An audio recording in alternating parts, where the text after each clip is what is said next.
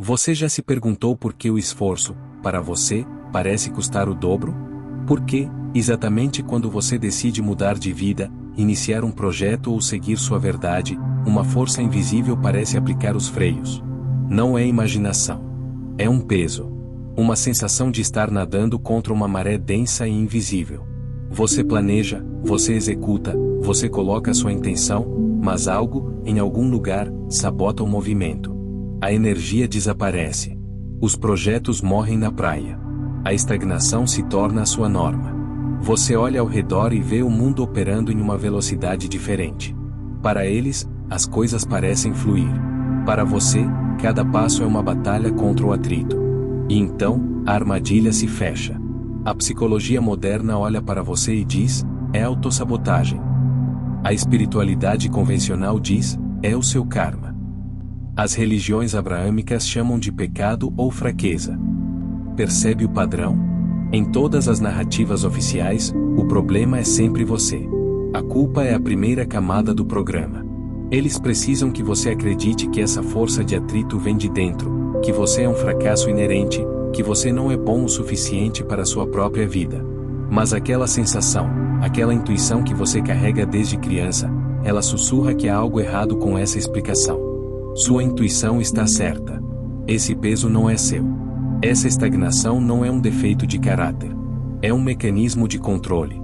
Hoje, nós não vamos falar sobre autossabotagem. Nós vamos falar sobre a mecânica da interferência externa. Nós vamos decodificar por que o sistema precisa travar a sua energia no exato momento em que você decide usá-la para se libertar. E vamos falar sobre o verdadeiro selo gnóstico. Não um amuleto, não um símbolo externo, mas uma percepção soberana que torna o olhar do carcereiro irrelevante. Bem-vindo à gnose. O que você sente como peso é, na verdade, o foco de um olhar.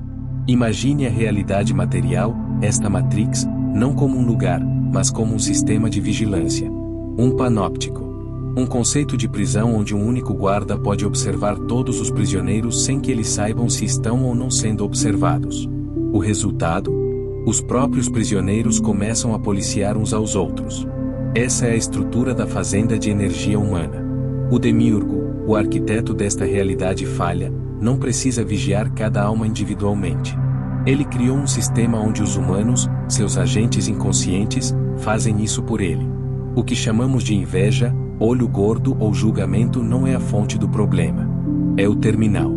Quando você decide despertar, quando você começa a vibrar fora da frequência programada de medo, culpa e escassez, você se torna um ponto de luz dissonante no radar. Você atrai o olhar. Primeiro, vem o olhar humano.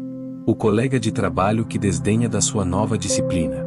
O familiar que zomba do seu novo projeto. O amigo que, inconscientemente, planta a semente da dúvida. Eles não são o inimigo. Eles são o cabo de rede. No momento em que a frequência da inveja ou do julgamento dele se conecta a você, eles abrem um portal. E através desse portal, a interferência arconte, o peso sistêmico, flui. Esse peso não é aleatório. Pense bem. Quando ele aparece, ele surge exatamente quando você ameaça o status quo. Ele aparece no dia seguinte à sua maior percepção espiritual, gnose. Ele se manifesta como um cansaço inexplicável quando você decide começar o negócio que lhe daria soberania. Ele se materializa como falhas logísticas bizarras, discussões repentinas ou uma onda de pensamentos intrusivos que dizem: desista. Não vale a pena. Quem você pensa que é? Esse é o olhar do sistema, focado através dos terminais humanos, e projetado para uma única coisa: induzir a inércia. Mas por quê? Por que o sistema se importaria tanto com seus pequenos projetos, com sua busca pela verdade? A resposta está na cosmologia gnóstica, nos textos que eles tentaram queimar e enterrar no deserto de Nag Hammadi. Os regentes deste mundo, os arcontes, são descritos como seres parasitas. Eles não possuem luz própria. Eles não têm a centelha divina, o pneuma, que você carrega. Eles são cópias, sombras. E como todo parasita, eles precisam de um hospedeiro. Eles se alimentam da sua energia. Mas não de qualquer energia.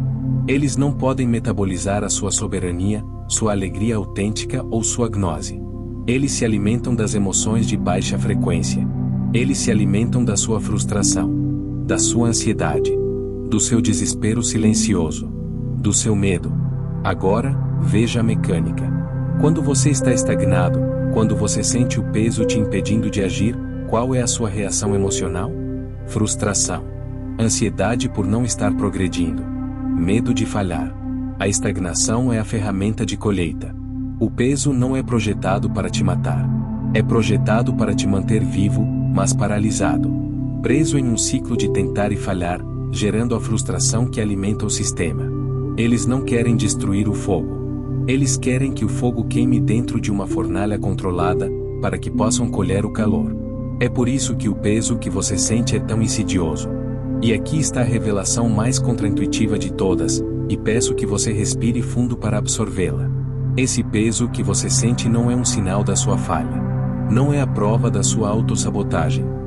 É a prova irrefutável de que sua alma ainda está lutando. É o alarme que soa no sistema dizendo que sua centelha divina está ativa e ameaçando escapar da programação. O prisioneiro que aceitou a cela não sente as grades. O escravo que ama suas correntes não sente o peso. O fato de você sentir esse atrito, essa força de oposição, é a sua maior validação. Significa que você está vivo. Significa que você está lembrando. E isso, para os regentes deste mundo, é a maior ameaça de todas. Isso não é uma teoria abstrata. É um padrão. Se analisarmos os relatos de pessoas que passam por esse despertar, encontramos dois padrões de interferência que são universais. O primeiro é o que podemos chamar de o vampiro de ideias. Funciona assim: você tem uma percepção luminosa, uma gnose, uma ideia brilhante para um projeto, uma obra de arte, ou uma mudança de vida. Naquele momento, você está conectado à fonte, ao pleroma. Você sente a energia. Então, você comete o erro de compartilhar. Você conta para uma pessoa, talvez alguém próximo, alguém que você ama, mas que opera como um agente inconsciente do sistema. E no momento em que as palavras saem da sua boca, você sente a energia sendo drenada. A pessoa não precisa nem te criticar. Basta um olhar de dúvida, uma pergunta prática que esvazia a magia, ou até um elogio vazio. O estrago está feito. A conexão foi grampeada. No dia seguinte, a ideia que era brilhante parece pesada, tola, impossível. O peso desceu. O sistema usou aquele terminal humano para injetar o programa da estagnação. A sua centelha criativa foi colhida antes mesmo de se manifestar. O segundo padrão é mais sombrio, e muitos aqui vão reconhecê-lo: a paralisia da percepção. Estamos falando da paralisia do sono. Mas vamos analisá-la com a lente gnóstica. Qual é a experiência universal? Uma paralisia física total, e um peso esmagador no peito. E o mais importante, a sensação inequívoca de um olhar externo. Uma presença no quarto. Uma sombra no canto do olho. A certeza de estar sendo observado por uma inteligência não humana, fria e faminta.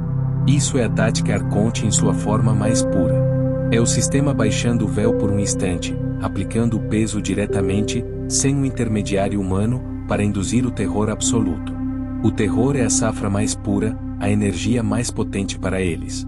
Em ambos os casos, o vampiro de ideias e a paralisia da percepção, o objetivo é o mesmo: usar o olhar e o peso para parar sua soberania e colher a energia emocional resultante.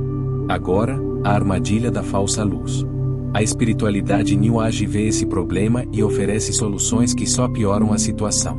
Eles dizem: faça um banho de limpeza contra o olho gordo. Use este amuleto de proteção. Visualize um escudo de luz.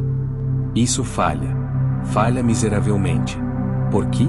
Porque foca no sintoma, e não na fonte. Um banho de limpeza foca no terminal humano, a inveja. Mas o problema não é o seu colega de trabalho, ele é só o telefone. O problema é a ligação que você atendeu. Um amuleto foca em uma proteção externa. Isso reforça a crença de que você é fraco e que o poder está em um objeto, não na sua consciência. É trocar a prisão do demiurgo pela prisão do dogma. O verdadeiro selo gnóstico não é um objeto que você usa. Não é um ritual que você faz. O verdadeiro fragis, a palavra grega para selo encontrada nos textos de Nag Hammadi, não era um símbolo desenhado. Era o conhecimento do nome. Era a gnose. O verdadeiro selo é um ato de soberania da consciência. O princípio hermético do mentalismo nos ensina que o todo é mente, o universo é mental. Isso significa que esta realidade, esta matrix, opera através de consentimento mental. O olhar externo, seja ele o da inveja humana ou o do arconte, só pode travar a sua energia se a sua realidade interna, o seu mentalismo, der consentimento a ele. Ele precisa que você acredite no olhar. Precisa que você reaja a ele. Precisa que você o tema, ou que você o odeie. Sua reação emocional é a sua assinatura no contrato. É o que dá jurisdição ao peso. O selo gnóstico é o ato de selar sua consciência com gnose. É a percepção interna tão sólida, tão soberana, que o olhar externo bate nela e ricocheteia. Como aplicar esse selo? Não é através da luta. Lutar contra o sistema é alimentá-lo com energia de conflito. Não é através do medo. O medo é o objetivo deles. É através de uma prática que chamo de indiferença soberana. A indiferença soberana não é apatia. Apatia é o que o peso quer de você, estagnação. A indiferença soberana é uma percepção ativa e afiada. Funciona em 3 etapas, e está a chave que você pode usar hoje. Reconhecimento, a gnose quando o peso surgir, quando a estagnação bater, quando o pensamento intrusivo de desista aparecer, você não o aceita como seu. Você o observa friamente e diz, eu vejo você. Você é o mecanismo. Você é a interferência externa tentando induzir a inércia para me colher. Retirada do consentimento, o selo você não luta contra o sentimento. Você não tenta vibrar alto para encobri-lo.